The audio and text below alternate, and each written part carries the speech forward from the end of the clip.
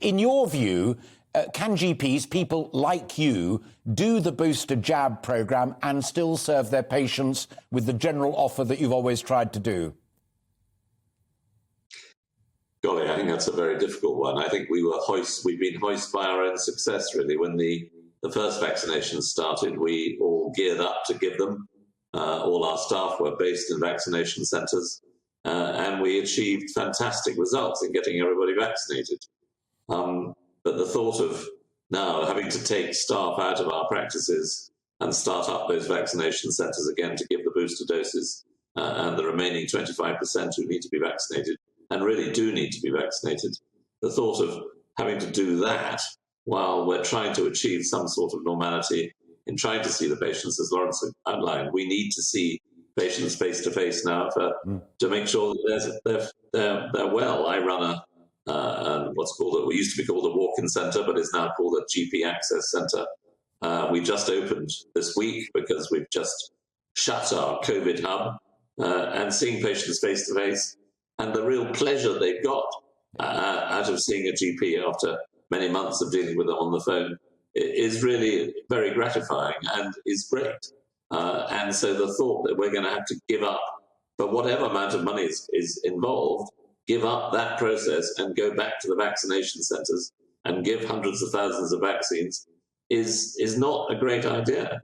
And we're going to lose our pharmacists and our nurses, and we're going to have to rotate through the vaccination centres, being the sort of, the top dog in case there are any problems. And it really should be done by other people. We should be able to get on with general practice then. Well, great to hear that, because that was precisely Lawrence Gerlis's view as well. Interesting. Lawrence was also making the point about private general practice. I think I would hesitate to say we should cream off primary care for the rich to go to private services. It's the well young people that provide if you like, the little bit of relief we get in general practice, so that we've actually got the money coming in to look after people who really need it. If you cream off, absolutely right. Let me be crystal clear to you, as I was to Lawrence. I am not proposing for one moment that everybody should have to pay, because I'm totally in favour, always have been, of those that genuinely can't, should never have to. But those who've got a bit more disposable income, at least might consider doing the option.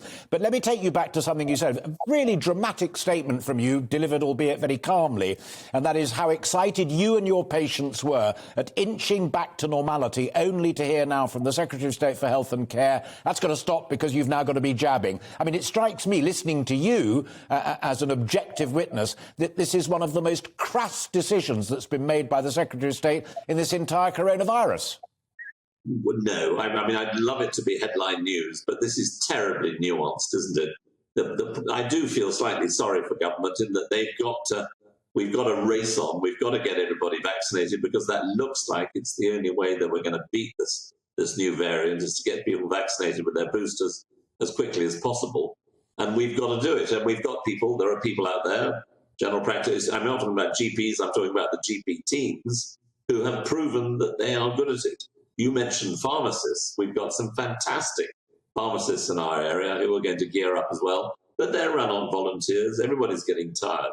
So it is very difficult to make a decision about whether you ramp up general practice teams again to do this, or you look at other ways of doing it. I hope they're going to look at alternatives as we come along, but it is about speed. I take that point completely, and I genuinely, hand on heart, I'm renowned in the industry for not being someone who goes fishing for gotcha moments, and I despise that sort of conversation. But I can't cope with any more gotcha moments.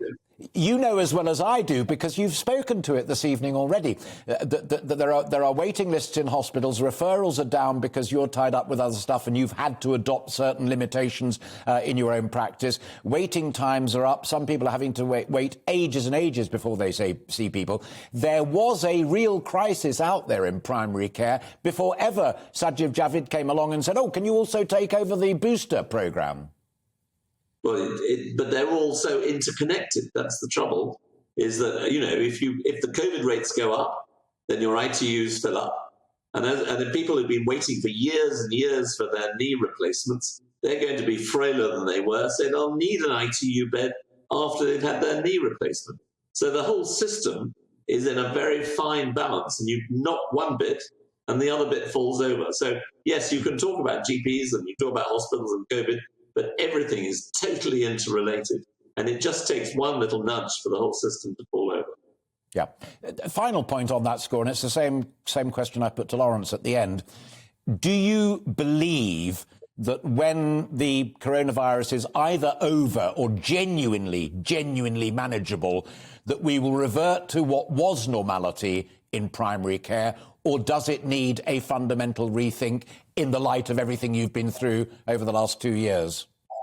No, it won't go back to the same. We ask patients, do they want to have a telephone call, a face-to-face, or a video call? You ask 100 patients, and only 30 of them will want a face-to-face.